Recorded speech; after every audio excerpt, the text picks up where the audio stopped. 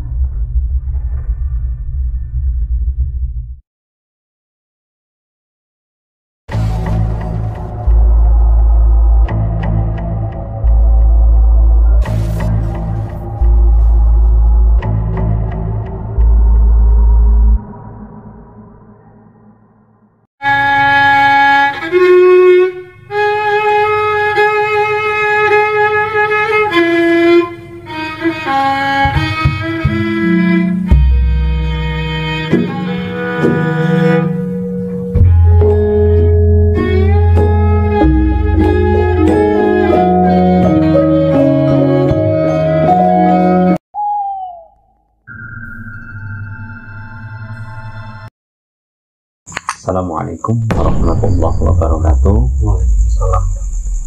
Jumpa lagi bersama saya Kang Wanto di channel Horor Malam Jumat.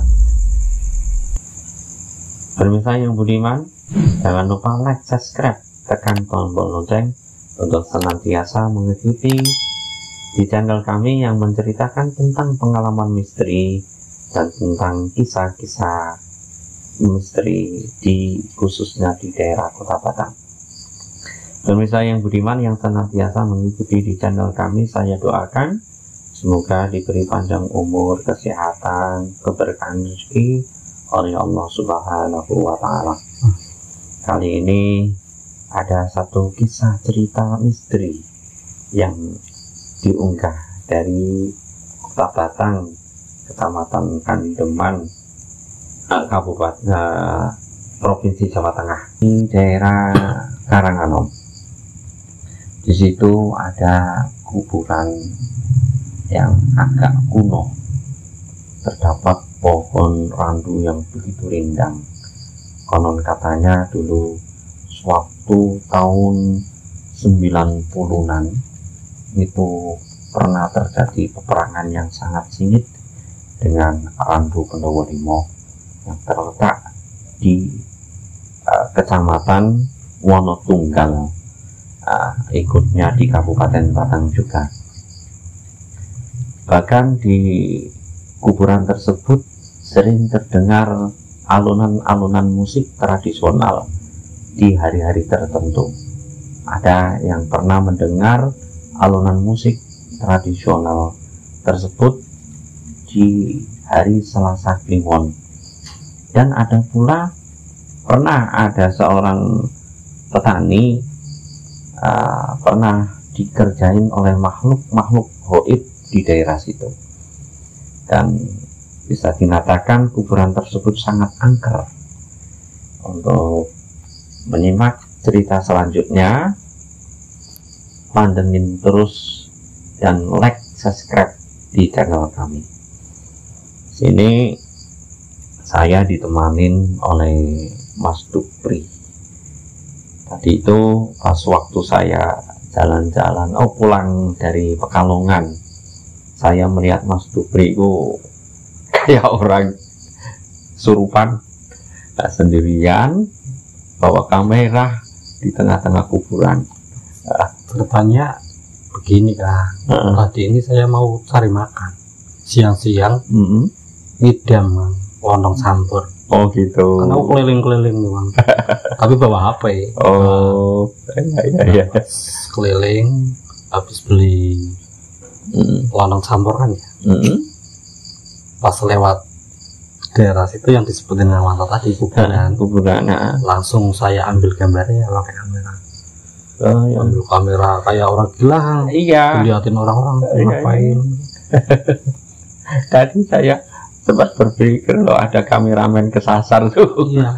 Di tengah kuburan ngapain itu? Soalnya aku pernah dapat cerita kan. Gimana ceritanya itu? Bahwa di kuburan itu ya ada orang Matangan yang dapat orang sini, desa Kasingan. Dapat itu apa maksudnya? Apa namanya? Nikahan atau gimana? Kalau dapat itu kan orang yang menemukan sesuatu gue dapat tuh. Oh, nikah. Orang Matangan yang menikah sama orang Kasingan. Nah itu adiknya kan. Adiknya kan main ke sini. Lah pas pulang digangguin sama makhluk halus di situ, di kuburan situ. Nah pas lewat sekalian aja kamerain. Oh gitu. Berarti masih punya penasaran makhluk gaibnya seperti apa? Iya kan, saya juga biasa nyari yang horor-horor. Oh, horor malam Jumat.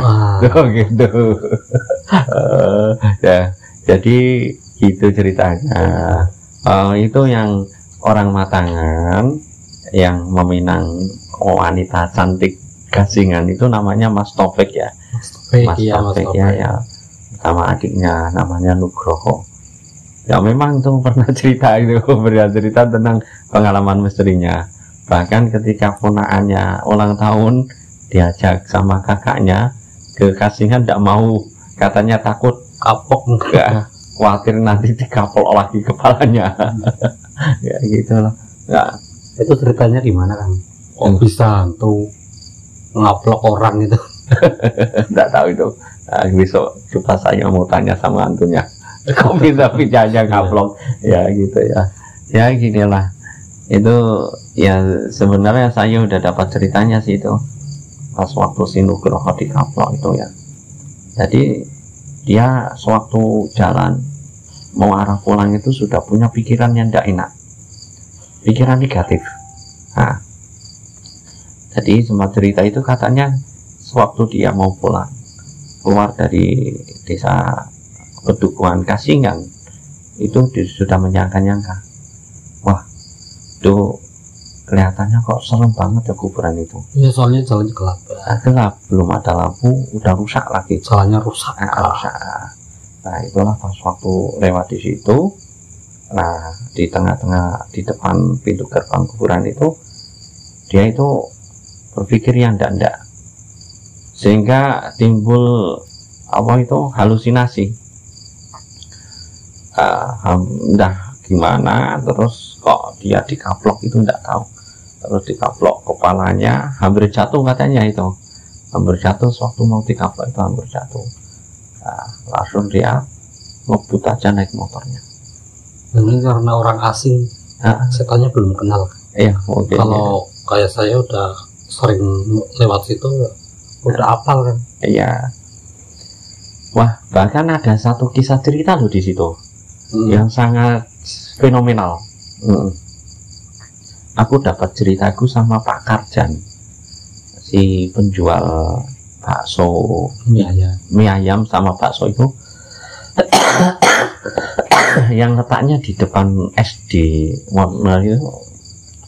Karanganom itu ya. Itu kan pas aku duduk-duduk di situ, dia udah tahu kalau saya itu ceritanya YouTuber gitu. Nah, kan aku punya cerita nih Kang, kamu kan YouTuber ya. Kata siapa YouTuber kan ya. Terus dia cerita gini Kang, kemarin malam itu ada cerita yang sangat asik Kang. Ceritanya gimana? Terus Mas Karjan itu menceritakan kronologinya. Pas ceritanya Mas Karjan itu kan jualan mie-nya saja. Ia dapat pesanan untuk mengantarkan di daerah Kedunguni, Pekalongan. Sewaktu dia meluncur di sana, dia bawa pesanan, memberikan pesanan. Dia melihat anak-anak muda di situ masih berbincang-bincang tentang YouTube. Lalu dia mampir. Dia ngomong, Mas, apa kalian semua YouTuber?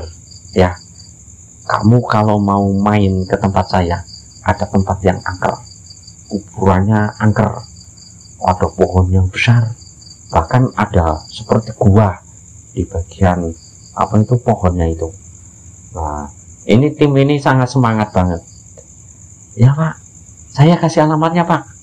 Nanti malam saya ke sana mau eksperimen katanya. Itu tim pemburu hantu apa gimana kan? Ya tak tahu. Nah, intinya YouTuber. Lah di situ itu ada yang ahli spiritual, masih muda-muda.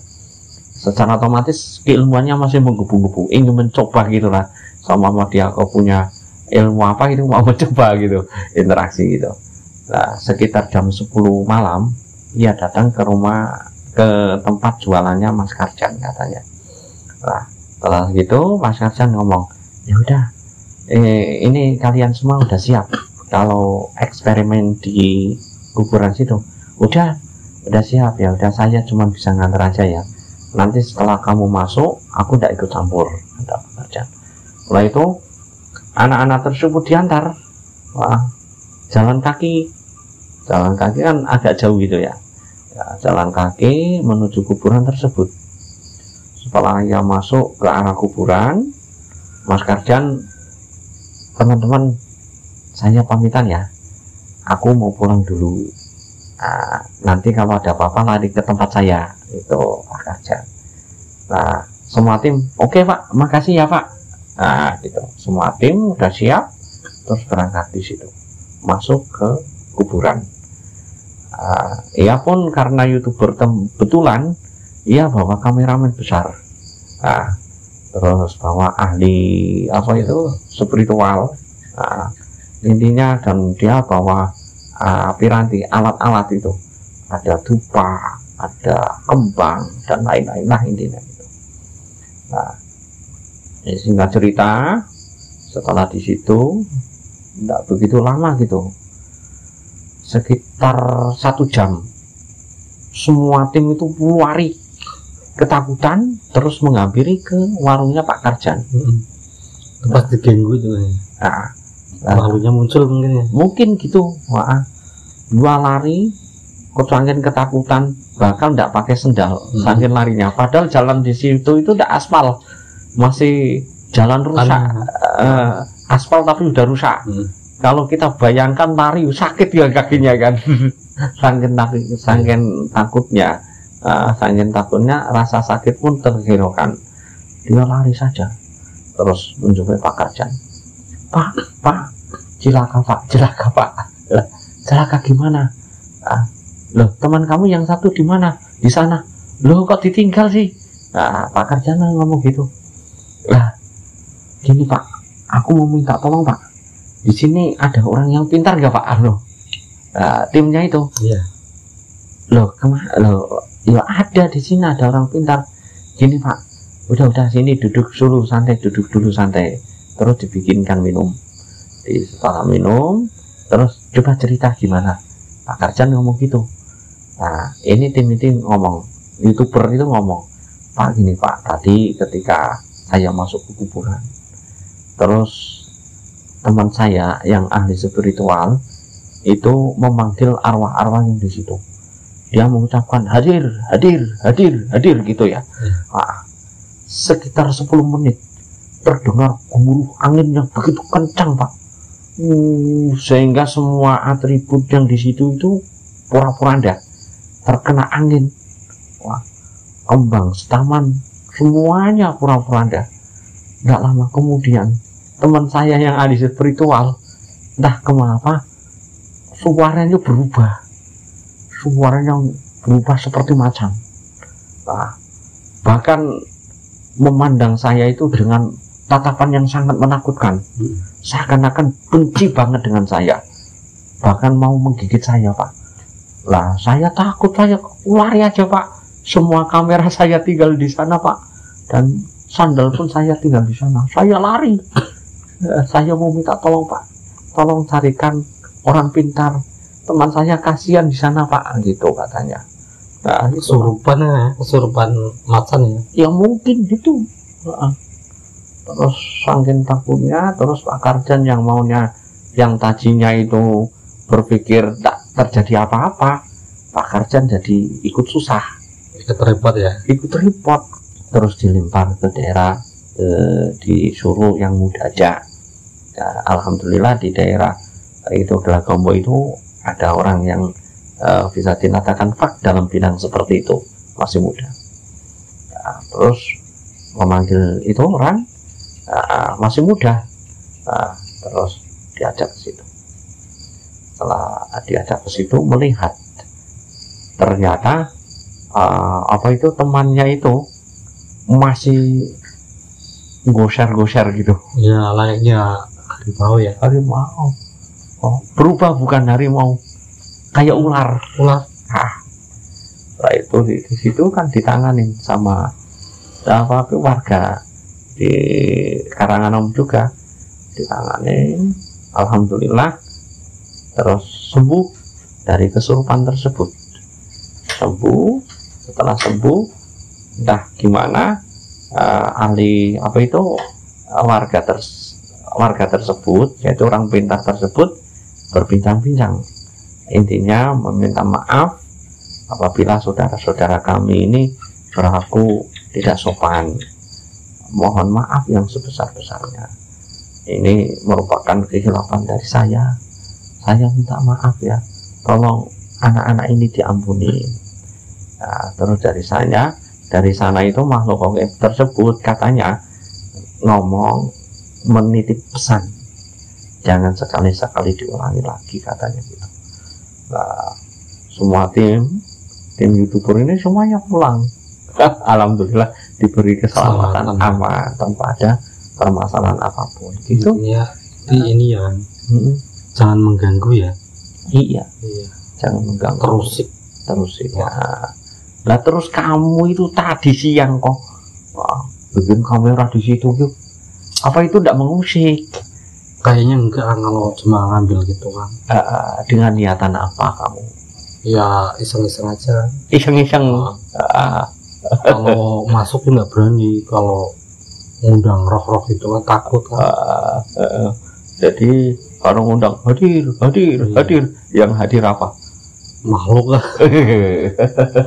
Kalau yang hadir itu siapa itu, orang yang masih lapar? hadir, tidak ada nasinya gimana? Kasihan kan. Yang di kuburan situ banyak cerita juga kan.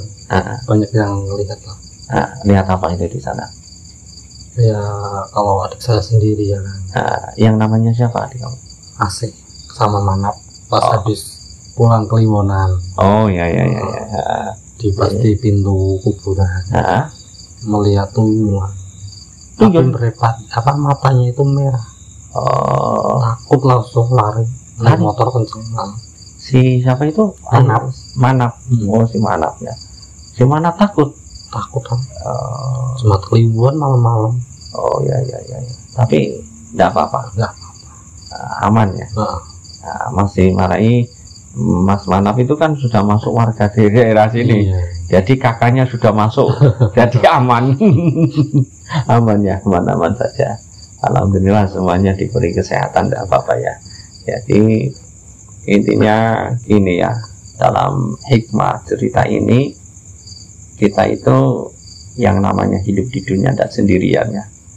Ada makhluk lainnya yang harus kita hormati juga. Dan kita pun harus bisa memahami kehidupan sana dan kehidupan kita itu tidak sama. Dan dia pun kalau diusik secara otomatis akan marah. Seperti layaknya kita, kalau kita kok dijahilin, diganggu, pasti kita marah kan gitu ya. Jadi kalau kita kok bisa dinatakan mau apa itu kamera, mau bikin video dan lain-lain, alangkah baiknya kita izin diperbolehkan atau tidak gitu, biar tidak terjadi hal yang tidak diinginkan gitu ya. Seperti tadi ya. Iya, kita harus izin dulu diperbolehkan atau tidak. Kalau diperbolehkan hanya sekedar saja, jangan sampai kita menyuruh-nyuruh makhluk lain untuk masuk hadir di situ semua. Dihadirkan itu tujuannya gimana kan dia bingung, atau untuk diskusi atau gimana kan bingung ya gitu ya. Semoga bisa bermanfaat ya kan. Bagi teman-teman yang menyaksikan video ini bisa mengambil sisi yang baiknya saja, positifnya saja. Ya, terima kasih. Jangan lupa ya subscribe untuk mengembangkan channel kami, dan bagi ke teman-teman Anda supaya melihat cerita di sekitar Kecamatan Kandeman, khususnya Kabupaten Batang dan Provinsi Jawa Tengah. Terima kasih saya ucapkan.